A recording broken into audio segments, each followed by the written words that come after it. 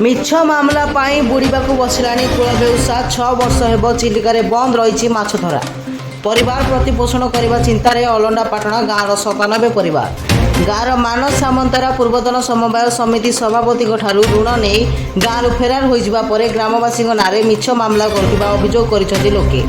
गाँ बाहर रहा मिछ मामलें लोक फसाउछंती। अनेक लोक मिछ मामलें जेल जावाक पड़ी। रोजगार बाट बंद हो जाइथिबारु गाँवर अनेक लोक दादन खटिबा बाहर राज्य को जाइछंती।